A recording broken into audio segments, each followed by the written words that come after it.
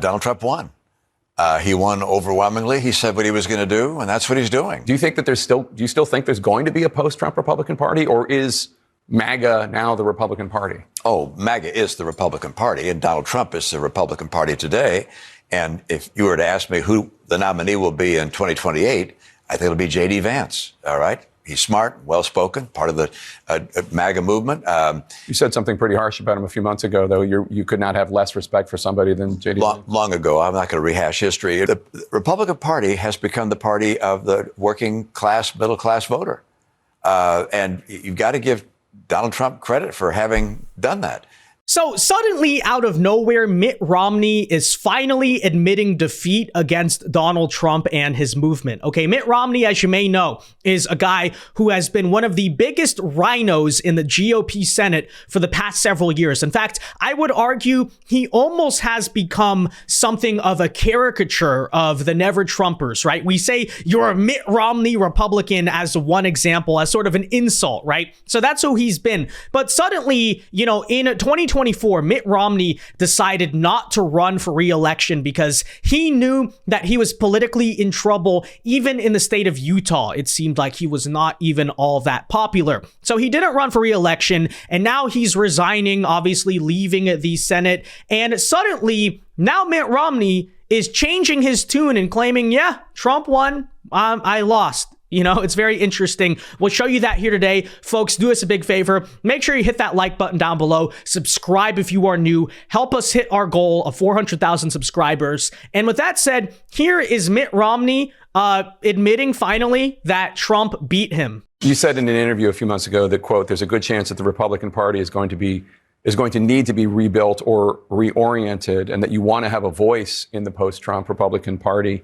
Do you think that do you still think there's going to be a post-Trump Republican Party, or is MAGA now the Republican Party? Oh, MAGA is the Republican Party, and Donald Trump is the Republican Party today.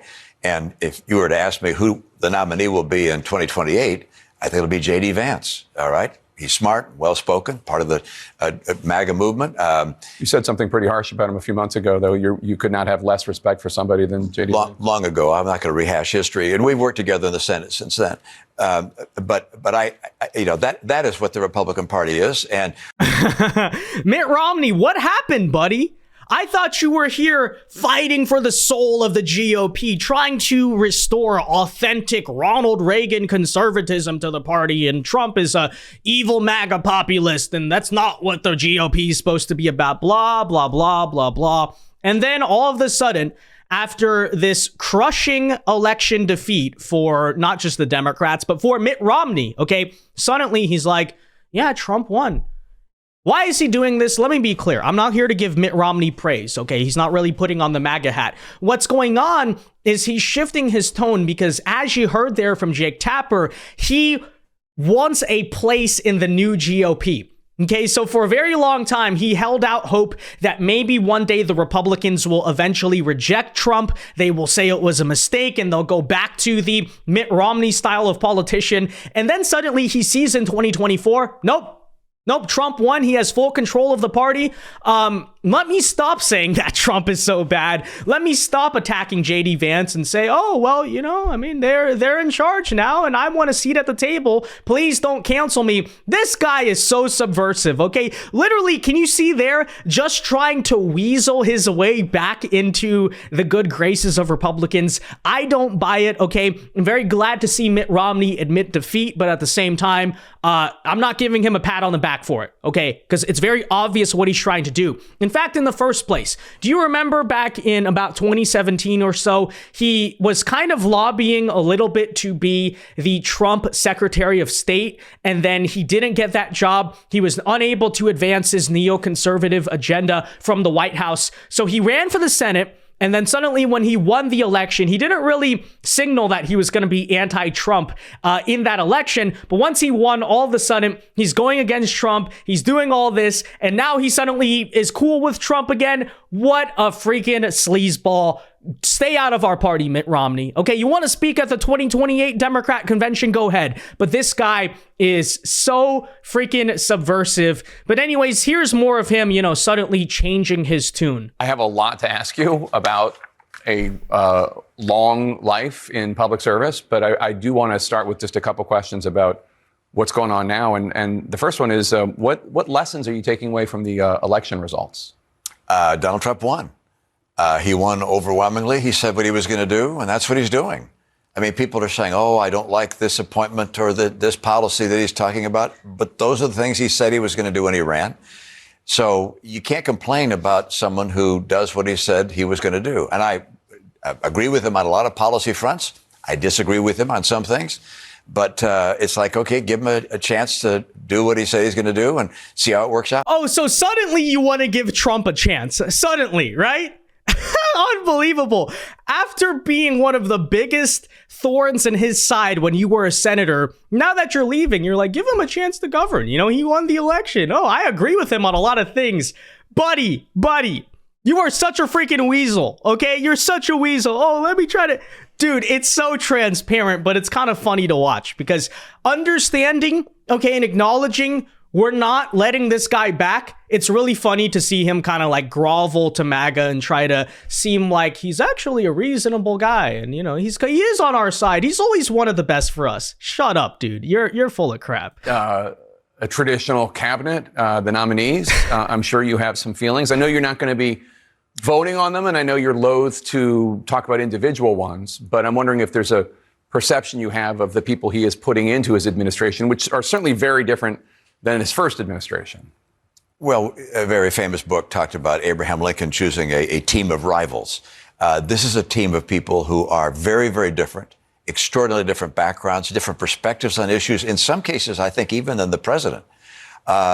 So an unusual collection of individuals, not the people I would have chosen, but I lost. He won. All right. Hey, at least Mitt Romney's right about something. Yeah, that's true.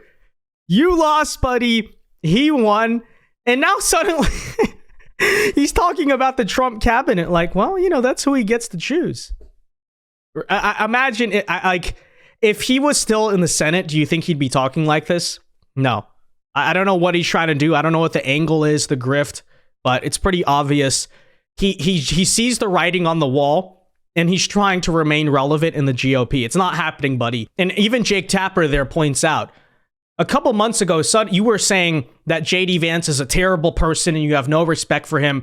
And then now suddenly JD Vance is a good candidate. He's going to be our nominee, blah, blah, blah, blah, blah. But it gets even funnier because listen here as Mitt Romney is about to give Donald Trump a rare piece of credit, okay? And again, why is he doing it? We know it's subversive. We know that the reasons are a little bit nefarious, but it's still kind of funny.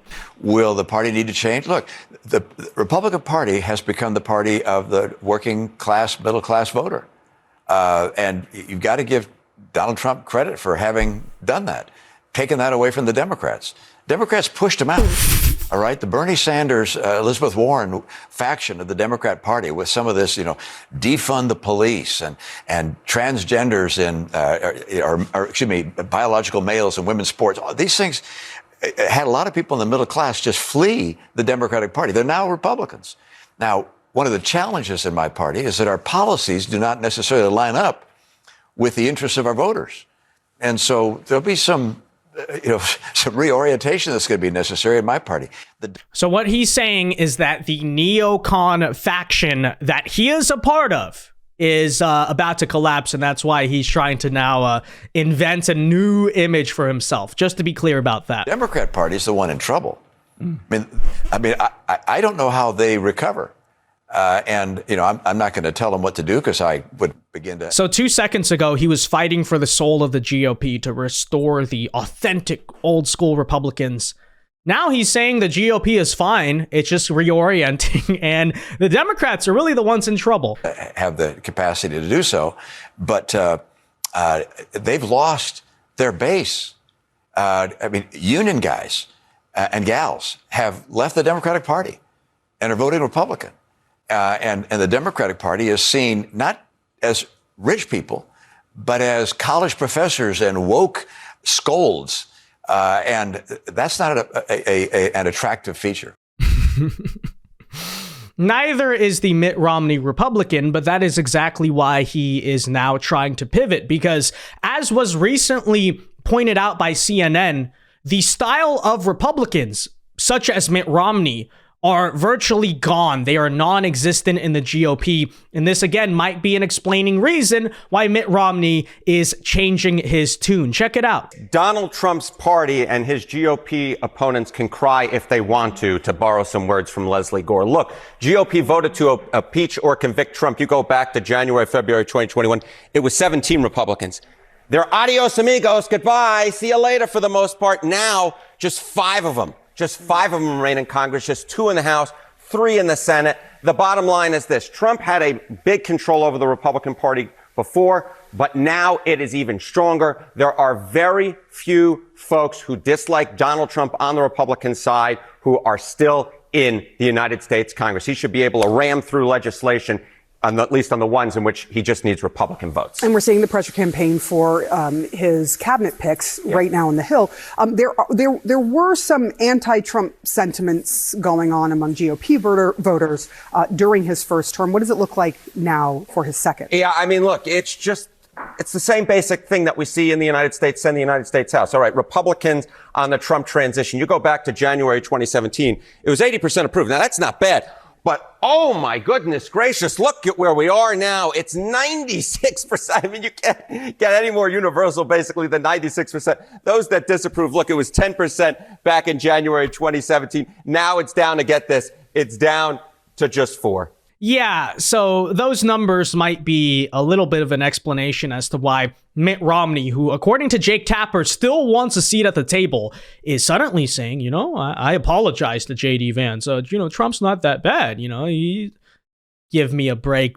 He's not coming back. Okay, he's still a clown. He's still a fool. I see through exactly what he's trying to do. So don't buy it. This is not a video praising Mitt Romney, but we can laugh at him for having to admit defeat, having to admit he lost, Trump won. We're not just talking about presidential elections. We're also talking about the sort of battle for the GOP and the political movement itself. Objectively, that Romney lost that, right? And now he's, suddenly he wants to be a reasonable guy. Please let me speak at the 2028 RNC.